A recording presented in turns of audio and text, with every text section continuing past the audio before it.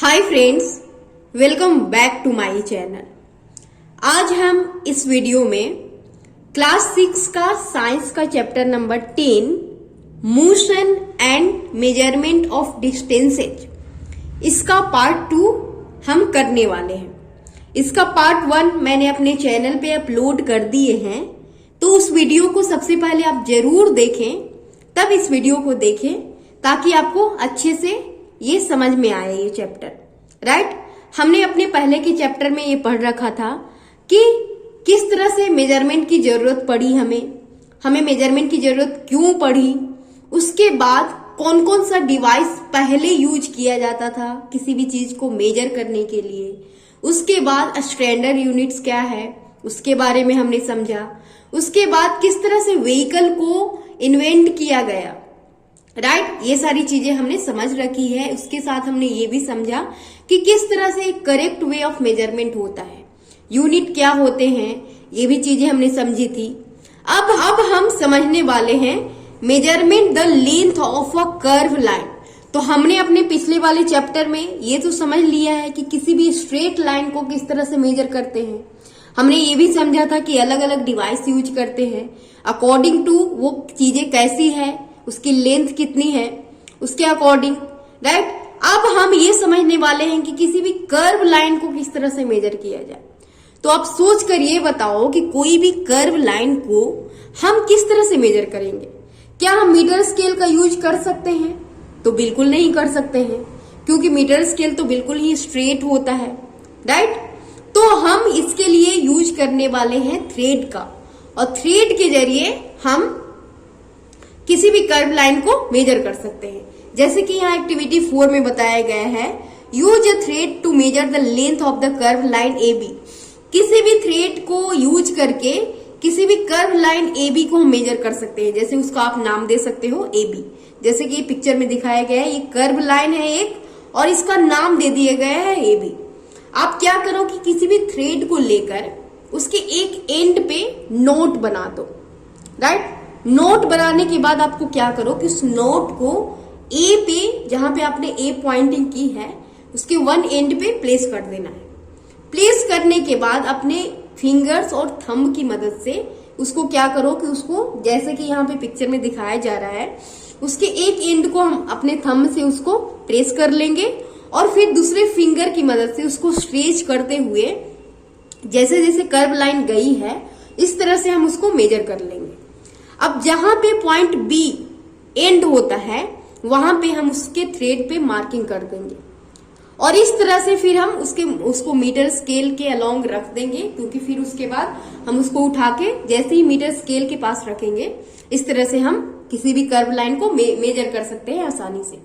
तो हमने ये समझ लिया कि किसी भी कर्व लाइन को किस तरह से मेजर करते हैं।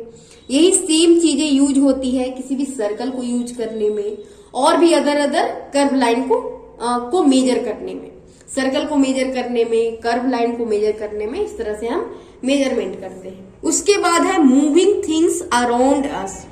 तो हम अपने आसपास जितनी भी चीजें देखते हैं, आप देखते हो कि उसमें से बहुत सारी चीजें मूव कर रही होती है, कुछ चीजें बिल्कुल ही स्टेबल होती है अपने प्लेस पे। तो उसी के बारे में हम इसमें समझने वाले हैं। देखिए क्या बताया जा रहा है, think of some objects you have seen recently. आपको अलग अलग ऑब्जेक्ट के बारे में सोचना है, जैसे कि उसमें आप इस तरह से लिस्टिंग कर सकते हो, लिस्ट बना सकते हो। स्कूल बैग हो सकता है, अब मॉस्किटो हो सकता है, table, people sitting on desk, people moving about, may be a butterfly, dog, cow, your hand, a small baby, a fish in water, a house, a factory, a stone, a horse, a ball, a bat, moving train, swing machine, a ball, clock or the hands of a clock. Make your list as large as you can.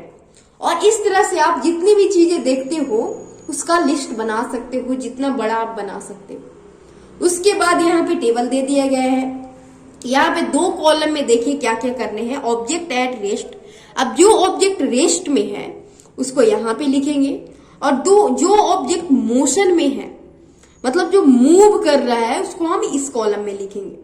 जैसे कि यहाँ पे horse बिल्कुल rest में रहता है, वो move नहीं कर रहा होता है। एक प्लेस से दूसरे प्लेस पे जा नहीं रहा होता है, ना ही उसका कोई पार्ट मूव कर रहा होता है, तो इसका मतलब है कि वो रेस्ट में है। टेबल भी रेस्ट में रहता है, क्लॉक भी रेस्ट में रहता है। दूसरी तरफ हम बात करें ऑब्जेक्ट इन मोशन की, तो फ्लाइंग वर्ड जो होती है वो देखते हो कि टाइम टू टाइम वो एक प्लेस से दूसरे प्लेस पे जाता हुआ रहता है। Second hand of the clock, clock की जो हैंड होती है वो भी मूव करती हुई रहती है। तो इस तरह से आप इस तरह से लिस्टिंग कर सकते हो। How did you decide whether an object is in motion और एट रेस्ट? अब ये कैसे डिसाइड हम करते हैं कि कोई भी ऑब्जेक्ट है वो मोशन में है या फिर वो रेस्ट में है? You might have notice that the word is not at the same place after some time. तो हमने ये नोटिस किया होगा, आप भी नोटिस किए होंगे कि एक जो वर्ड होती है वो एक टाइम के बाद दूसरे प्लेस पे चली जाती है।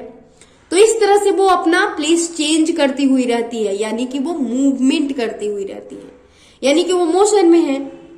दूसरी तरफ हम बात करें टेबल की, चेयर की या हम अपने घर की, तो वो रेस्ट में रहता है क्योंकि वो मोशन में नहीं रहता है, क्योंकि वो मूव नहीं कर रहा होता है। तो इस तरह से हम ये समझ लिए कि कैसे हम इस चीज को हम बता सकते हैं कि कोई भी चीज रेस्ट में है या फिर वो मोशन में है। एक्टिविटी 6 है, देखिए इसमें आपको क्या करना है कि एक शीट ऑफ पेपर लेना है और उस शीट ऑफ पेपर में, बड़ा सा शीट ऑफ पेपर में आपको कुछ शुगर उसमें डाल देने हैं। जब आप उस पर शुगर डाल दोगे तो इस तरह से आपको चींटी, हो सकता है कि चींटी आ जाए, ऐसी होती है कि मीठी जगहों पे चींटी आ जाती है। तो जब आप किसी भी एक चींटी को देखोगे और उसकी मूवमेंट को ऑब्जर्व करोगे तो क्या करो कि जैसे जैसे वो चल रही है ना, उसमें मार्किंग करते जाओ कुछ सेकंड के बाद, मतलब कुछ सेकंड के बाद, 1 सेकंड के बाद आप जैसे वो अपनी प्लेस चेंज कर रही है वहां पे मार्किंग कर दो किसी भी चीज से। इस तरह से उसकी मूवमेंट को मार्किंग करते जाओ और उसके बाद उस शीट ऑफ पेपर में जितनी भी शुगर है या फिर एंट है उसको हटा देना है। हटाने के बाद अब आपने जितनी मार्किंग की है उस मार्किंग को क्या कर देना है, कनेक्ट कर देना है सारे मार्क को ऐड कर देना है। और इस तरह से आप समझोगे कि किस तरह से कौन सी लाइन में वो चींटी थी जो मूव कर रही थी, उसकी मूवमेंट की डायरेक्शन को आप समझ पाओगे। Right? Motion seems to be some kind of a change in the position of an object with time. तो मोशन का मतलब ये होता है कि कोई भी जो ऑब्जेक्ट है वो एक टाइम के बाद अपना पोजीशन चेंज करेगा, इसी को हम मोशन कह रहे हैं। In activity 5, where did you place object like a clock, swing machine और an electric fan in your groupings of object? तो जब हम स्विंग मशीन को ग्रुपिंग करते हैं या फिर क्लॉक को करते हैं या फिर इलेक्ट्रिक फैन को करते हैं, तो हमने जो एक्टिविटी 5 किया था कि कौन सी चीजें रेस्ट में है, कौन सी चीजें मोशन में है, तो इसको हमने कहाँ पे रखेंगे? तो आप देख सकते हो कि इलेक्ट्रिक फैन भी मोशन में है, राइट? क्लॉक भी है जो मोशन में होती है, उसकी हैंड भी मोशन में होती है, स्विंग मशीन भी मोशन में होती है, तो इसको हमने मोशन में रखा था। तो ये तो एक प्लेस से दूसरे प्लेस पे नहीं जाता है, क्लॉक एक प्लेस से दूसरे प्लेस पे नहीं जाता है, ना ही स्विंग मशीन जाता है। तो फिर हम ये कैसे डिसाइड करते हैं कि वो भी मोशन में है? तो मोशन का मतलब ये नहीं होता है कि कोई जो ऑब्जेक्ट है वो एक टाइम के बाद वो एक प्लेस से दूसरे प्लेस पे जाएगा। अब मोशन 2 तरह के होते हैं। एक मोशन में वो होता है कि ऑब्जेक्ट एक प्लेस से दूसरे प्लेस जाता है, मतलब वो अपना प्लेस चेंज करता है।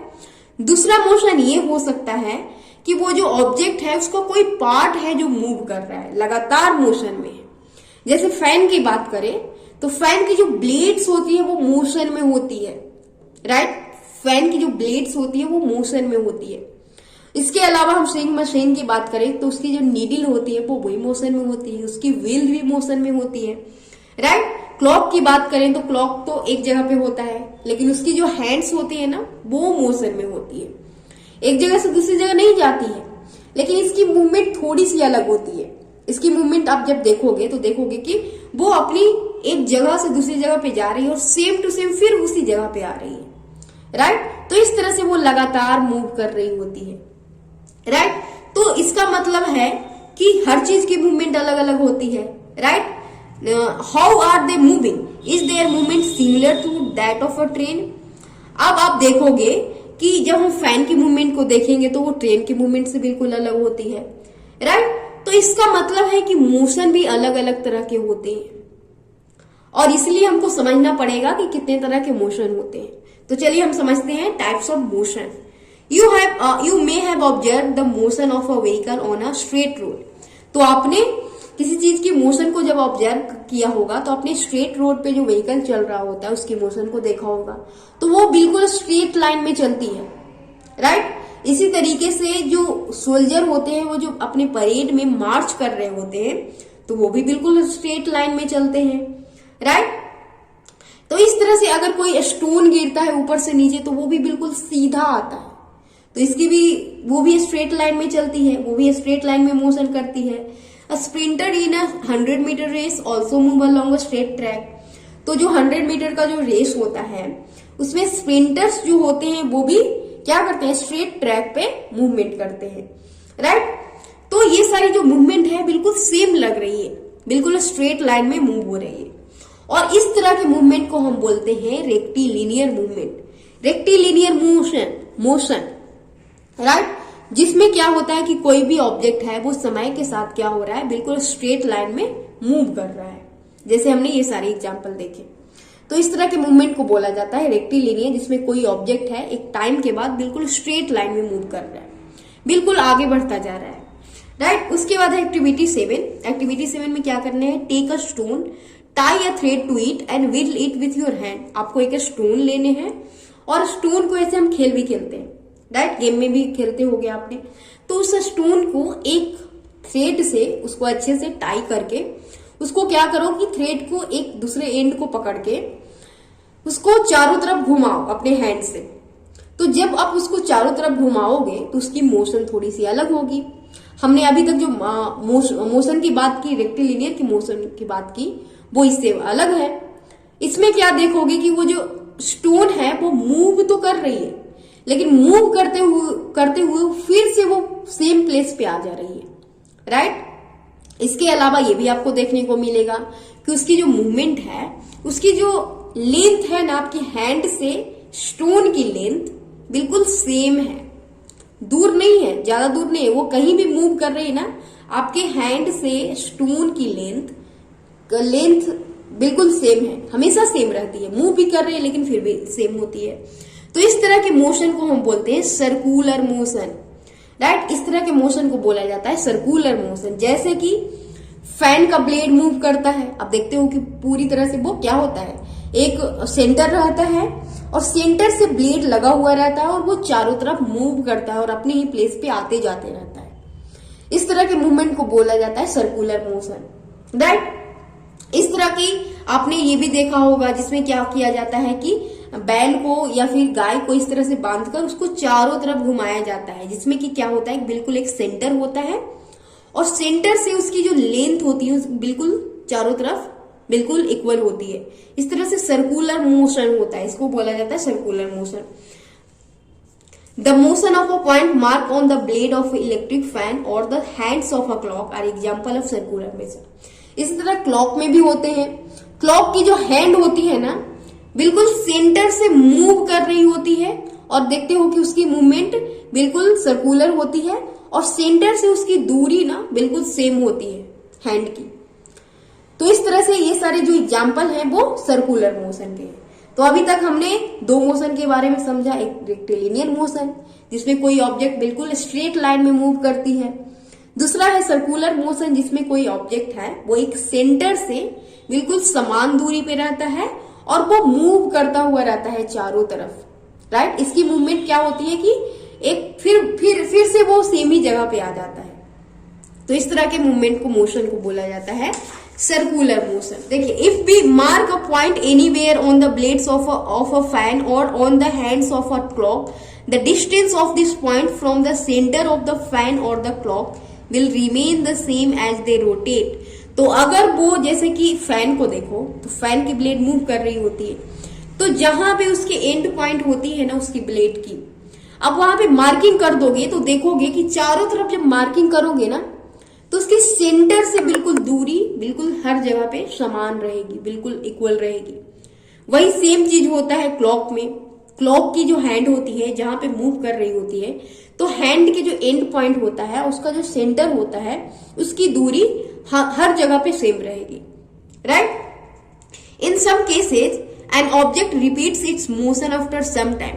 कुछ केसेस में क्या होता है कि कोई ऑब्जेक्ट है जो अपने मोशन को रिपीट कर रहा होता है। This type of motion is called periodic motion. और इस तरह के मोशन को क्या बोला जाता है? पीरियोडिक मोशन, जिसमें रिपीट होते रहता है वो मोशन, वही सेम जगह पे आते रहता है। जैसे कि हम बात कर लें, take the stone tied with a string that you used in activity 6। आपको फिर से क्या करना है जो एक्टिविटी 6 में आपने किया था कि स्टोन को टाई कर लेना है एक थ्रेड से। उसके बाद क्या करना है कि उसके एक वन एंड को अपने हाथों से पकड़ लेना है और दूसरा एंड जो रहेगा जहां पे क्या है कि स्टोन टाइड है, उसको क्या करो, नीचे लटका दो। नीचे लटकाने के बाद दूसरे हैंड से क्या करो कि उसको थोड़ा सा ऐसे हिला दो। जब आप उसको हिला दोगे, उसको क्या करोगे, हिला दोगे, तो वो देखोगे कि वो थोड़ा सा ऐसे घूमेगा और फिर से वो अपना जो मोशन है वो रिपीट करता रहेगा एक फिक्स्ड पाथ तक। आप ऐसा करके भी देखते हो।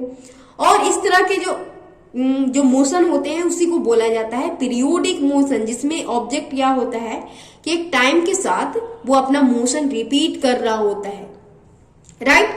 और इसको क्या देखिए, now hold the string in your hand and let the stone hang from it, pull the stone to one side with the other hand and let it go. This is a pendulum. अब ये pendulum का काम करेगा, जो आपने उससे क्या कर रहे हो कि जो आपने स्ट्रिंग के जरिए उस स्टोन को मूवमेंट करवा रहे हो उसको बोला जाएगा pendulum. Something to have a lot of fun with and something that will help us understand about periodic motion. तो हम ये गेम भी खेलते हैं इसका, और इसके जरिए हम ये भी समझ सकते हैं कि पीरियोडिक मोशन क्या होते हैं।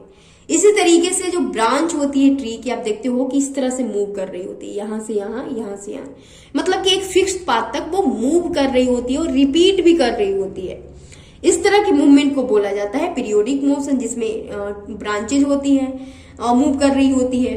Motion of a child on swing, swing भी देखते हो, जैसे कि यहाँ पिक्चर में दिखाया गया है कि जो स्विंग भी होती है वो अपने सेम एक फिक्स्ड पाथ तक वो यहां से वहां, वहां से यहां, यहां से वहां, मतलब रिपीट कर रही होती है।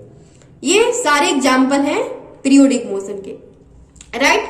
All are all example of periodic motion where an object और a part of it repeats its motion after a fixed interval of time. जैसे कि हम बेल बजाते हैं, तो बेल भी क्या होता है कि जैसे ही हम उसको ऐसे धक्का देते हैं तो वो क्या होता है कि वो एक फिक्स्ड पाथ तक मोशन में आ जाता है, राइट। क्लॉक जो होती है, क्लॉक की जो घंटी होती है, जो जब वो बजती है तो वो भी देखते हो कि पेंडुलम के जैसी होती है। वो भी यहां से वहां एक फिक्स पाथ तक मूव कर रही होती है। उसी तरीके से गिटार में होता है, तबला में भी होता है। तो इस तरह के जो मोशन होता है वो कहलाता है कौन सा motion? Periodic motion. Did you observe a swing machine as a part of activity 5?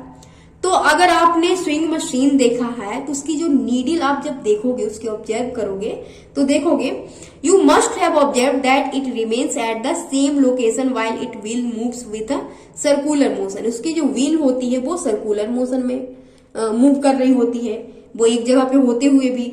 It also has a needle that moves up and down continuously. इसकी जो नीडल होती है वो अप एंड डाउन में क्या होती है? मूवमेंट कर रही होती है, right. As long as the wheel rotates, isn't it? This needle is undergoing a periodic motion.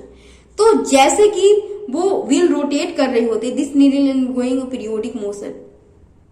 जो नीडल होती है ना वो पीरियोडिक मोशन में वो मूव कर रही होती है, तो इस तरह के मोशन को पीरियोडिक मोशन कहेंगे, राइट। तो इसका मतलब स्विंग मशीन है जो दो तरीके से मूव करती है, उसकी जो मोशन होती है दो होती है। एक तो होती है सर्कुलर मोशन, राइट, जो उसके व्हील सर्कुलर मोशन में मूव कर रहे होते हैं। दूसरा उसका नीडल होता है वो पीरियोडिक मोशन में मूव कर रहा होता है। Have you observe closely the motion of a ball on the ground? तो अगर आप एक बॉल को मोशन करते हुए देखोगे ग्राउंड में, तो आप देखोगे कि वो बॉल आगे भी बढ़ रही है और दूसरा वो खुद भी मूव करते हुए जा रही है, ऐसे गोल गोल घूमती हुई जा रही है। तो वो जो बॉल है दो तरह से मोशन कर रही है। एक तो रेक्टिलिनियर मोशन होती है, जब वो सीधी जाती है, बिल्कुल सीधी जाती है, और दूसरा मोशन उसका कहलाएगा रोटेशनल मोशन, राइट, जिसमें रोल करता हुआ वो आगे बढ़ता हुआ जाएगा। तो इस तरह से जब गोल गोल घूमती हुई कोई चीजें गोल गोल घूमती हुई रहती है उसको बोला जाता है रोटेशनल मोशन, जैसे कि फुटबॉल। वो दो तरह से मोशन कर रहा होता है। तो अब आपको ये सोचकर बताना है कि क्या कोई ऐसा ऑब्जेक्ट भी है जो दो तरह से मोशन करता है, राइट। जैसे कि हमने स्विंग मशीन की बात की, दो तरह से मोशन कर रहा था, एक सर्कुलर और एक पीरियोडिक। उस तरह से बॉल है जो दो तरह से मोशन कर रहा था। इस तरह से बहुत सारी चीजें हमें देखने को मिल जाती है जो एक से ज्यादा उसमें मोशन होती है। तो हमने इस तरह से मेजरमेंट की बात की, अलग अलग एक्टिविटीज के जरिए भी समझा। हमने ये भी समझा कि कितने तरह के मोशन होते हैं। इसके अलावा हमने ये भी देखा कि we saw that motion is a change in position of an object with time. Motion का मतलब ये होता है कि किसी भी ऑब्जेक्ट में एक टाइम के बाद चेंज आना, right. The change in this position can be determined through distance measurement. This allows us to know how fast or slow a motion is. तो इस तरह की जो चेंज होती है, जो जिसमें पोजीशन में चेंज आता है, वो एक ये भी कारण बनता है कि हम उस डिस्टेंस को मेजर करें, राइट, कि वो कितनी डिस्टेंस कवर की है। अगर वो मोशन में है तो कितना डिस्टेंस कवर किया है, ये भी हम पता करते हैं। This allows us to know how fast or slow a motion is. और ये हमें ये भी जानने के लिए ये बताता है कि कोई जो ऑब्जेक्ट है उसकी मोशन कितनी स्लो है, कितनी फास्ट है। कोई जो किसी की मूवमेंट जो होती है, किसी की मोशन होती है बहुत ही फास्ट होती है, किसी की बहुत ही स्लो होती है, right. The movement of a snail on the ground. आप स्नेल की बात करोगे तो वो किस तरह से धीरे धीरे मूवमेंट कर रही होती है। बटरफ्लाई फ्लीटिंग कर रही होती है, flower to flower. River flow कर रहा होता है, राइट। उसके बाद एरोप्लेन फ्लाई करता है। Making jet trails, moon going around the sun. Moon भी मूव कर रहा होता है सन के अराउंड। ब्लड हमारे बॉडी में मूव कर रहे होते हैं। तो ये सारे जो एग्जाम्पल हैं वो मोशन के एग्जाम्पल है। और इस तरह से हमारे रोजमर्रा के जीवन में जितने भी, अगर आप अपने चारों तरफ देखोगे तो जितनी भी चीजें मोशन में होती है ना, वो अलग अलग तरह की मोशन में होती है। अब ये उस ऑब्जेक्ट पे डिपेंड करता है कि वो किस तरह की उसकी मोशन है और उसकी मोशन कितनी फास्ट है और कितनी स्लो है। तो आई होप ये वीडियो अच्छे से समझ में आया होगा। Thank you for watching my video. अगर इस तरह की वीडियो आपको चाहिए तो मेरे चैनल को जरूर सब्सक्राइब करें। Thank you for watching my video. Thank you very much.